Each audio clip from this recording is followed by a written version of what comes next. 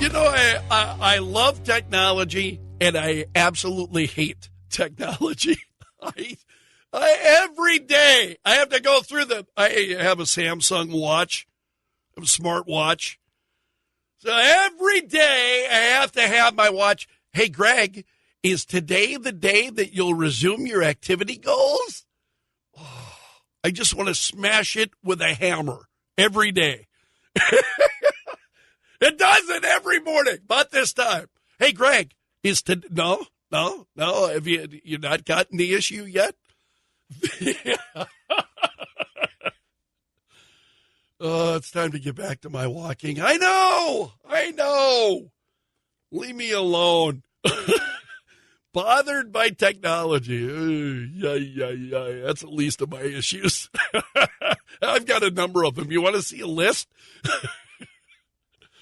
All right, other stories that I want to share with you this morning. CPAC is underway. The Conservative Political Action Conference got underway, started on Wednesday, and then yesterday really kind of kicked off into full swing. And Representative Mark Green of Tennessee, you know him as the chairman of the House Homeland Security Committee, one of the things that he said was that the number of Chinese nationalists that are crossing the border. We spend a lot of time talking about the border. And, you know, we don't know who the people are who are crossing the border. They're coming into the country illegally. They're being then released into the interior of the country. We don't know who they are. We don't know where they're from. We don't know what their intention is. We don't know. I don't want to assume the worst. You know, there are people, the media, look at these people. They just want a better life. And there are people who do. They're looking for a better life. No problem. I mean, no problem. I totally understand where they're at. They need to play by the rules like anybody else.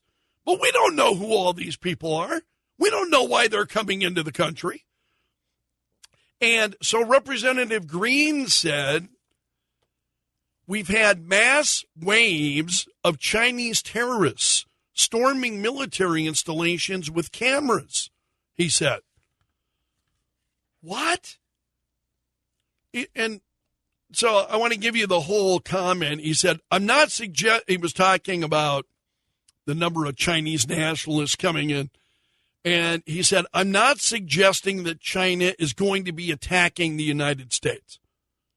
But if we defend Taiwan, I can't imagine there aren't people in there who are going to be tracking our railheads and looking at our ports. And who knows what else. We've had mass waves of Chinese terrorists storming military installations with cameras. So look, it's a desperate threat, he said. And then he went on to talk about it in more detail, talking about the fentanyl. You and I have talked about fentanyl a lot because it's, as you've heard, and I've said this many times, you've heard it from our local authorities, and you've seen news of the deaths. You know what fentanyl is doing, and you know where it's coming from. It's coming from China. That's where the fentanyl is coming from. And Green says the amount of fentanyl then makes every town in America a border town. And he pointed to a story about, and you may remember it, a baby who was crawling around on a floor in Florida died because the previous tenant had left fentanyl. And so Green says there isn't an American who is safe right now because of this open border and the failure of this secretary. So he's talking about then the House voting to impeach Alejandro Mayorkas, the Secretary of Homeland Security. And he's not the only one who's highlighting these issues. Senator Ron Johnson in Wisconsin said that talking about what's going on with fentanyl, and he said this invasion of fentanyl into this country is a Chinese communist plot to poison Americans, he said.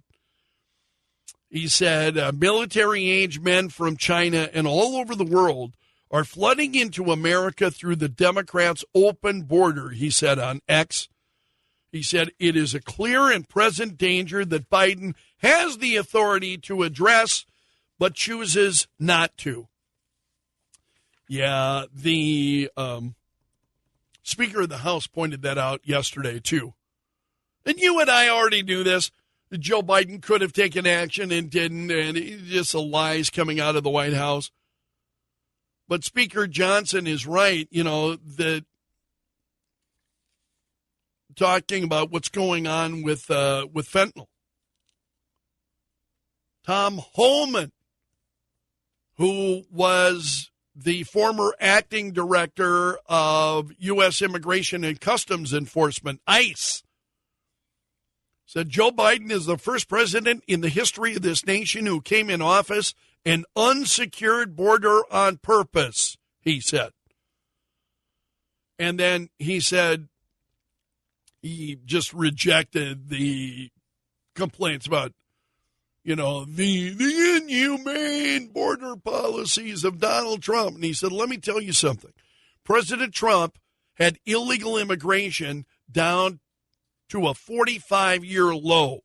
Illegal immigration was down 83 to 90%.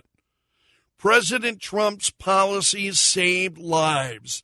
Since Biden's been in office, there's been over 1,700 dead migrants crossing the border, a historic record, and 112,000 dead Americans from fentanyl poisonings. Yeah, this issue of the border, I think, is just, you cannot underscore the importance of what's going on at the border. And getting back to the comments of Representative Green, he said these Chinese terrorists that are coming in, very concerning. He said, you don't leave China with the social credit score system unless the Chinese Communist Party knows about it. They're flying to South America and Central America and then coming up here. They're paying $60,000 to the cartels, which is enriching the cartels. Terrible organizations. They're subhuman. We're basically feeding the money and letting these individuals enter the United States, he said. This issue of the border, I continue to believe, is the most important issue of our time. Right now, what we see going on right now with the border, there is no more important issue, I think. There's a couple that come close. Government control, but it's impacting the health, the welfare of every American, what we see happening because of this administration's lack of policies on the border. Its refusal to follow the laws. Donald Trump, as we talk about CPAC underway, this caught my attention. Donald Trump, this was yesterday, he made these comments, and he was speaking at a forum for Christian broadcasters in Nashville. Have you seen this? And he compared the stakes on Election Day. He compared that to the battles of D-Day, Battle of the Bulge, and he said God's involvement was needed to rescue the country. This is Donald Trump, the one who's being demonized every day in the legacy media. Donald Trump said, "Today we are in another struggle for survival of our nation," he said. "This time the greatest threat is not from the outside of our country. I really believe this. It's from within." He said, "I am here today because I know that to achieve victory in this fight, just like in the battles of the past, we still need the hand of our Lord and the grace of Almighty God." he said. That really, really caught my attention. He, there are those who point to Trump. He's been married, 3 times? He's got a lot of Donald Trump's failures I see in myself. I mean, I see these failures in myself. Doesn't mean Donald Trump's not right. It means Donald Trump is human. It means we're all human. We're all making mistakes. But Trump said, I'm a very proud Christian, actually. He said, I've been very busy fighting and, taking the bullets, taking the arrows. I'm taking them for you, and I'm so honored to take them, you have no idea, he said. And he says, Christians, they can't afford to sit on the sidelines in this fight. The radical left is coming after all of it. And the radical left, it's not just this issue of Trump or elections or any of that. Look at what's going on. And the assaults on, those who were out there, like swimmer Riley Gaines we were talking about yesterday, and the assaults on her and what we see happening. Again, I mean, is Donald Trump not right about this? Said the radical left is coming after all of us because they know that our allegiance is not to them. Our allegiance is to our country, and our allegiance is to our Creator. This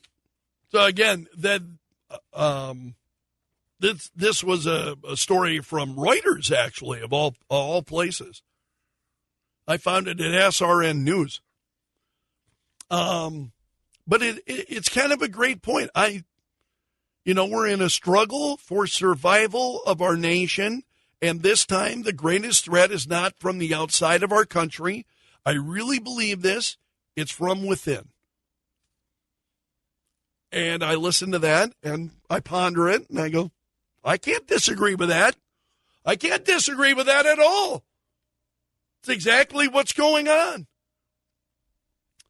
And so to hear Donald Trump out there talking about, the grace of God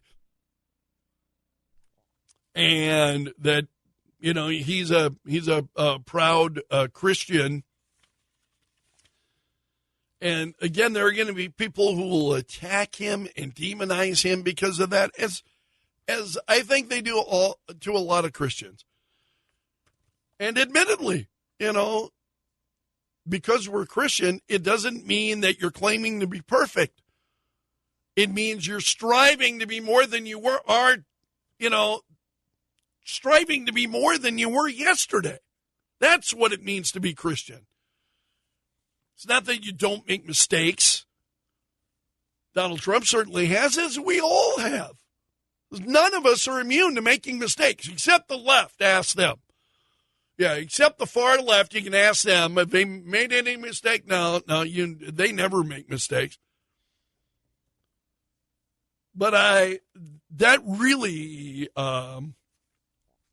really touched me. I wanted to share it because I agree with Trump. I think we are in a struggle for survival of our nation, and it's proven every day because of the news stories that I'm having to share and what we see going on and what's happening in this country. And I said this earlier this morning.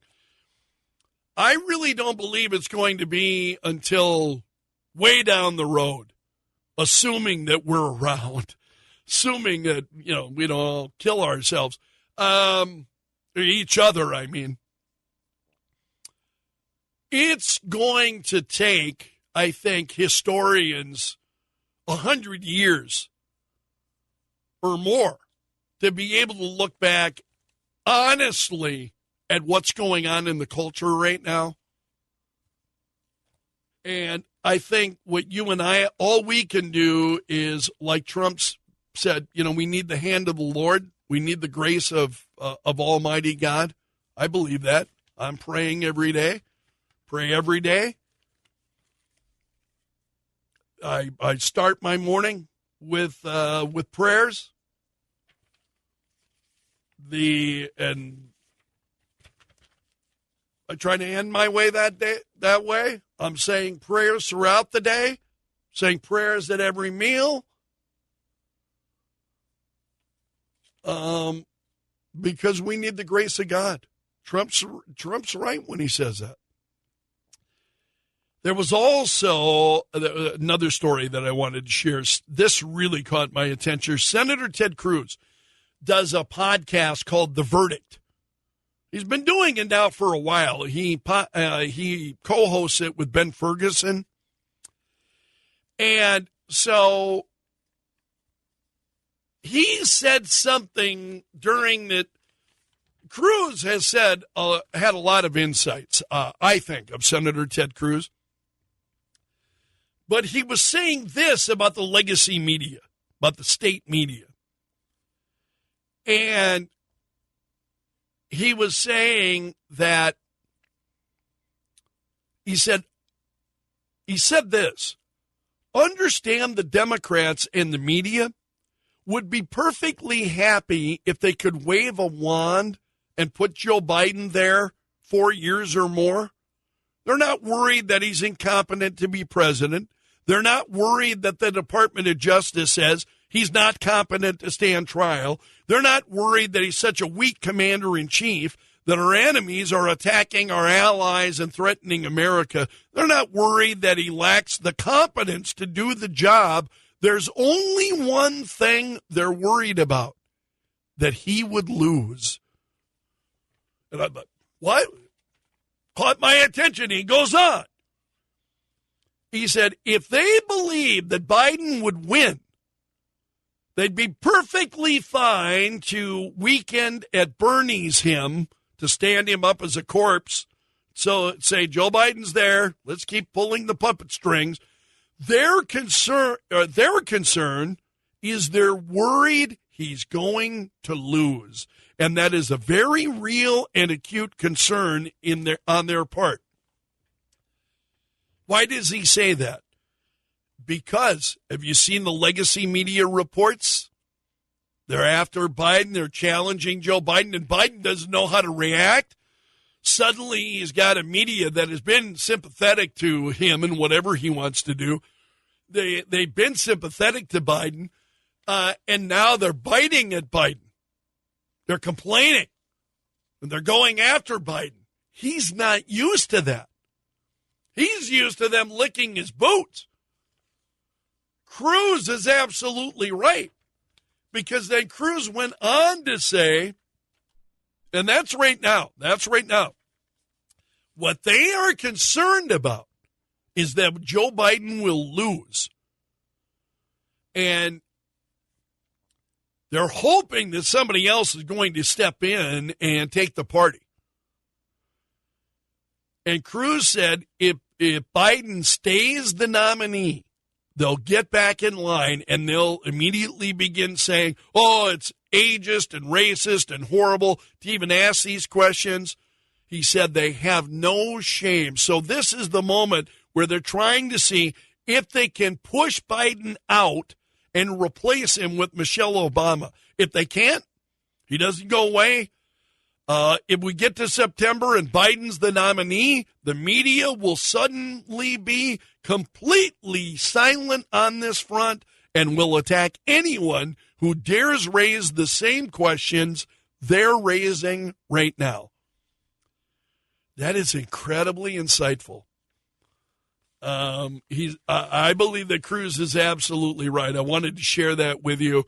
The Democrats right now, they're biting at Joe Biden, and again, he's been, he's used to them responding like sycophants all of the time, so he doesn't react well to this. He doesn't quite understand what's happening. They're concerned that Joe Biden is going to lose. They're very, very worried that he might lose. So if he winds up being the nominee, we'll see. I don't know. So not I'm not predicting anything here. Every indication is that Joe Biden plans to run. And it's Joe Biden who's pushing him, wants him to run. But I think Cruz is right. If Biden winds up being the nominee, the legacy media will fall right back into line and begin attacking Republicans all over again. Generally, for me, I don't get as much sleep on weeknights as I would like. And that's all right. I might go to bed early, maybe on a Wednesday night, so I can catch a little bit more steam then to finish out the week. And the weekends is when I really am able to sleep in. And sleeping in for me might be, 5 or 6 o'clock in the morning.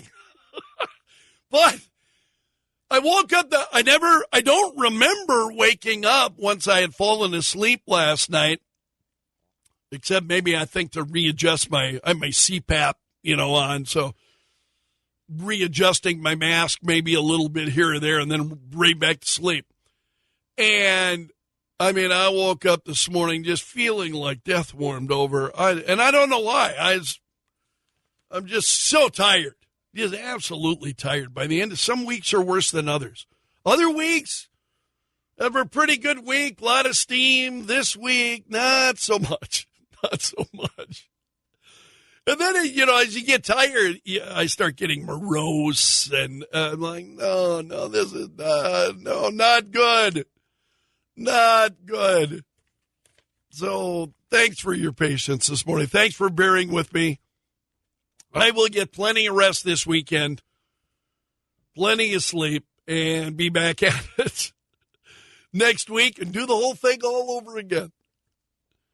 Among the big stories this morning, Donald Trump lost yesterday. He wanted to postpone the New York ruling by this court that he has to cough up the $355 million.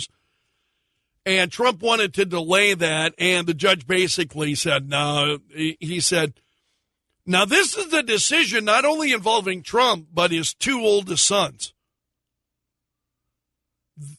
They've also gone after them. And so it's not just Donald Trump. I think it's important to note that it's those who are close to him. So Trump wanted to delay this, and the judge said to all of them, you have failed to explain, much less justify, any basis for a stay. He said, I'm confident that the appellate division will protect your appellate rights. So I think Trump's lawyer had responded saying the AG's office didn't follow proper court procedure, made errors in the judgment. And he also argued that the defense should have had time to submit a proposed counter judgment. So Judge Engoron signed the judgment yesterday, and Trump's side has said they plan to fight it. They plan to appeal that. So that story continues. It's been a big story. I touched on this very briefly earlier this morning. House Speaker Mike Johnson this is a story from Newsmax. Speaker Johnson released a statement yesterday reacting to the report from Wednesday that said, and you and I talked about this at length yesterday, and my conclusion was, I don't believe it, that Biden is considering executive action on the border.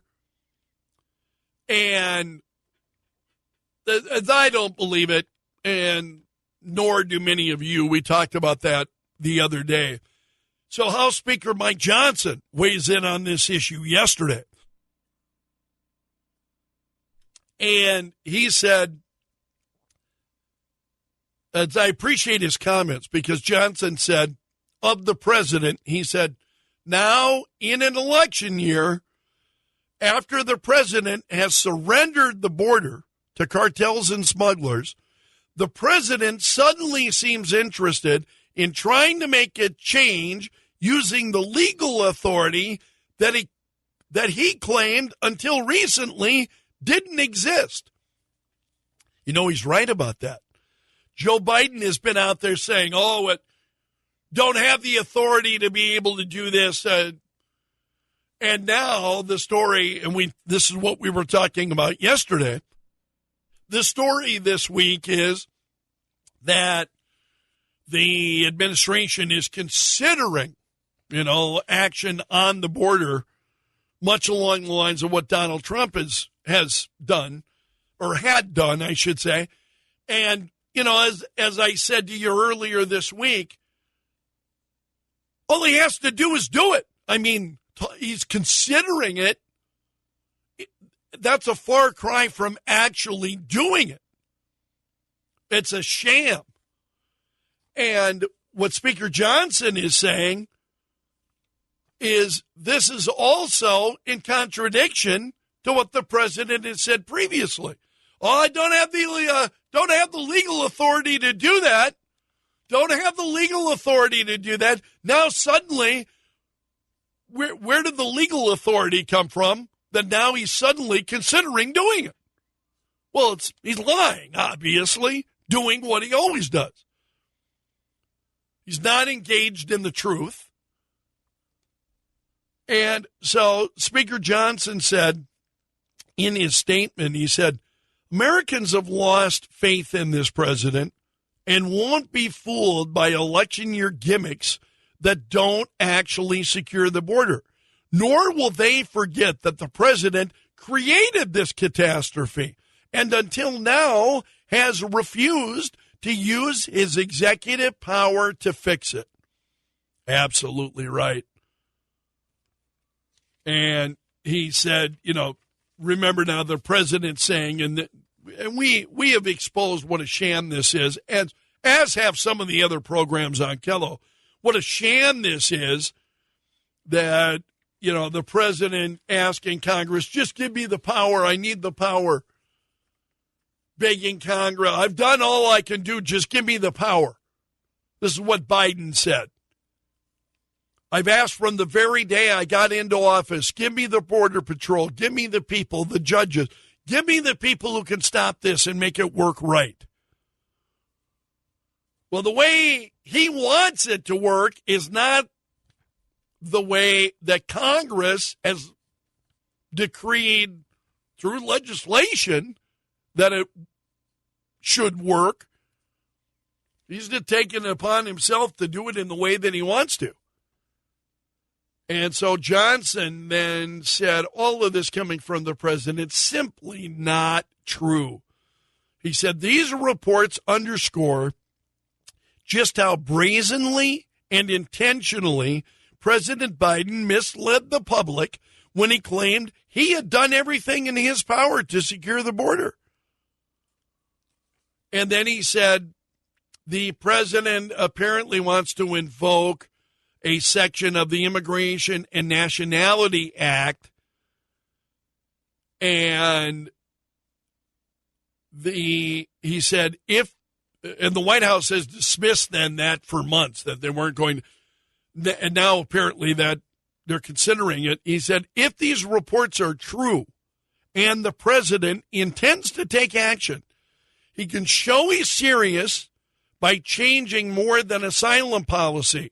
He should begin by reinstituting the Remain in Mexico policy and ending his administration's abuse of the parole system, along with other crucial reforms. Now, I don't expect to see any of that. And I don't think you do either. Because if the president were serious about this, he would never have changed the Remain in Mexico policy in the first place. He's not serious about any of this. All of this is lip service. That's all it is. He's not going to do any of these things any differently than what he has been doing. And it's just it's just so frustrating. you really appreciate why Speaker Johnson is, at his wit's end, because that's how many of us feel, I think. We've been talking about that issue. I really believe the issue of the border is and what's happening, the border and beyond. Because now we are seeing, as I have been talking about, not only on the southern border, but the northern border, and then the effects of fentanyl and all of this. It's the destruction of the country right before our eyes that we have seen taking place. It's just infuriating. So also the president was at a campaign fundraiser in California on Wednesday. And the president is saying that current Republicans are worse than the real racists that he served with the Senate back in the 70s. He told the crowd, he said, "I've been a senator since 72. I've served with real racists. I've served with Strom Thurmond. I've served with all these guys that have set terrible records on race," he said. But guess what? Now he's talking about Republicans. But guess what? These guys are worse.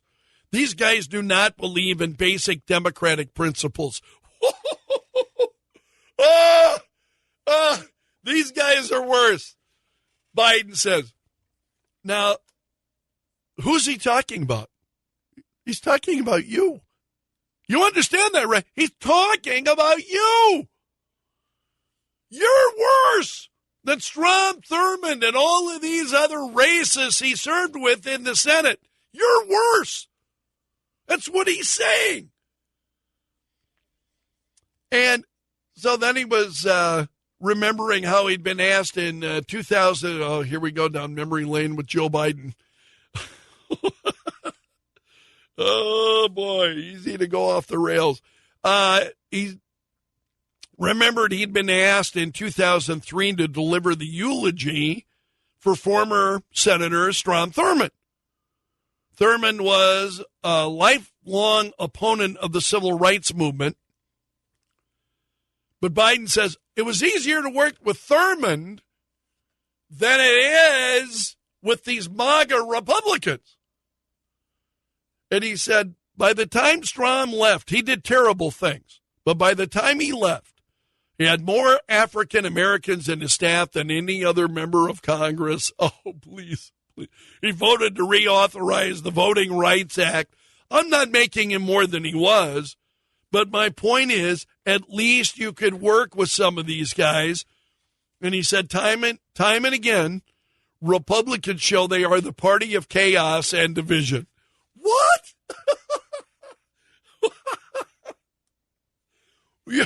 You have got to be kidding. You have got to be joking.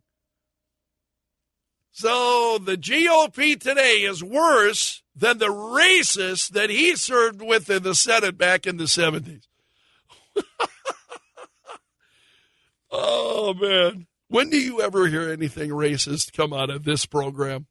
When do you ever hear, or any of the other conservative talk programs out there, when do you ever hear anything racist coming out of, House Speaker Mike Johnson? Coming out of Republicans, mainstream, you just don't see it. It's the misrepresentation. It's just this march of absolute untruths. A party of chaos and division. Why are Republicans a party of division? Because they disagree with this president. You can't disagree with this president. You're dividing. You're dividing the country. I laugh at this because you have to. I mean, seriously. It's just so incredible. So incredible. There was, and just to lighten it up here before we end this week, I caught this at Outkick.com this morning. It's a piece by Zach Dean. And remember Kid Rock had shot up that Bud Light? He was upset with Bud Light, and he'd shot up the beer, and it went viral, and it was all over the place when Bud Light was having its issues. Well, now Kid Rock has ended his boycott. And there's a piece at Outkick talking about this. So this was about a year ago, a little less, but about a year ago. Remember, he shot those cases of Bud Light, and everybody rejoiced. Well, now he's getting together with Anheuser-Busch wanted to win him back, Kid Rock. So the CEO of Anheuser-Busch flew to Nashville. And Rock was talking about it with Joe Rogan. And he said that he and the CEO of Anheuser-Busch, he said, we broke bread, got effed up on Bud Light, bold. And he said, at the end of the day, they got the message, and I'm not someone who holds a grudge. And he said, honest to God, I was having a lot of fun. One of the things I told him as a friend, somebody who didn't want to see this brand destroyed anymore, didn't want to see the brand destroyed anymore. And Kid Rock said of this, you got smacked, a pretty hard spanking, and I don't want to hold your head underwater, drown this company, and put people out of work. You got the message, he said. So Kid Rock is saying he's ending his boycott then of Bud Light. It's over. He's done with back to drinking and partying with the officials of Anheuser-Busch, which is fine. You know, I've always thought, hey, I'm not a Bud Light drinker. I'm not a beer drinker. I've told you that all through this. So I don't have a horse in that race. I really don't. I don't drink beer. I really don't. I'm more of a whiskey fan myself. Ever had Buffalo Trace? Oh, Buffalo Trace whiskey. Ooh, I recommend it. Highly recommend it. But I'm not a beer drinker. And I've always said, hey, it's up to, and let people make their choices. And I continue to believe that one of the problems that Bud Light's going to have, here's the problem. When you infuriate your base, even if it's for a short period of time, okay, it's all, hugs and kisses now between Kid Rock and Budweiser. That's all well and good. But we've talked about this. When people change brands, what happens? Now they become loyal to a new brand. And guess what? I have no reason to go back to the old brand. I think that's going to continue to be the problem that Anheuser-Busch is going to face. Is when you give your customers, when you anger them, and there's no question that Anheuser-Busch did, when you anger them, they're going to move on to some will move on to other products. Once that's been done, there is absolutely no compelling reason, unless you haven't found a beer that you like as much as Bud Light, and a lot of people have, and they've called me and they said, I actually have found brands that I like more. Why would you go back? Well, the reality is you won't. It's all well and good for Kid Rock. He's back in with Anheuser-Busch, and, they're trying to appeal to him and whining and dining him and bowling and doing all that fun stuff. Sounds great. Most Americans aren't in that position. It's most of us aren't there. We've already moved on, and you know what? You put this issue behind yourself. You're moving on. You may have found a new brand that you enjoy. Why would you go back? The reality is that you won't. I just think a lot of Americans, it's too late. I said this months and months ago. Too little, too late.